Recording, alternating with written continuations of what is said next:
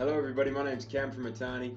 Today I want to show you the power of automation, where a client can literally open a report and it be showing the current month that we're talking about, or the previous month, or the previous week or quarter. Whatever you want to show them, you can make it dynamic. So I want to show you how you can do this. Why? Because automation is so important. We want to get these reports looking exactly how we want it, but we don't want to do that manual monthly rollover task every time. We want to open it and it be what we want to show every time. So what you can see on the screen right now, this is a customer analysis one. We are in January, today's the 16th of Jan 2020. So what the calculation does, and I'll show you how it works, is it says, okay, what date is it?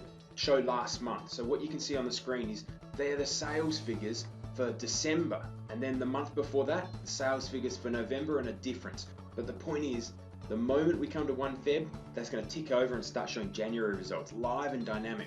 And you can do this across the board. It doesn't have to be months. If I bring up another report, this here is a weekly analysis report, okay? So we know that today is the 16th of January 2020, so it shows the results here for the week ending the 12th of Jan. So that's the week of results against the budget, and then the week before that, and then the upcoming week.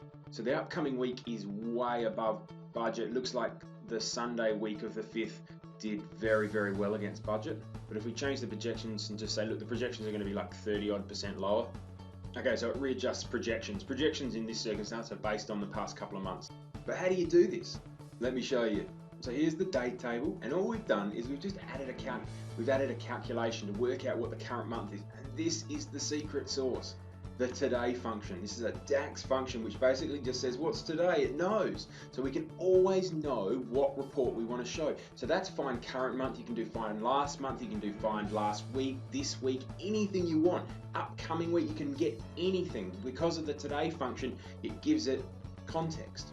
So for anyone who's interested in these formulas, who's already in the Power BI world, I'll put them down in the comments for you. You can take them and use them if you like. So essentially in Power BI, when you're playing with it, if you just put a filter on the page, that's all we've done. We've just dragged that find last month into the equation and just said, look, if find last month is equal to 1, and that literally filters the whole page onto last month. That's how we do it. It is so easy and it's so powerful because it's dynamic and it's automated.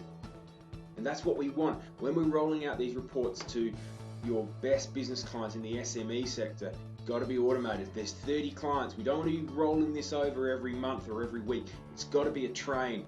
So I hope you found this interesting. My name's Cam. Love this stuff. If you want to talk about it more, give us a call. Cheers.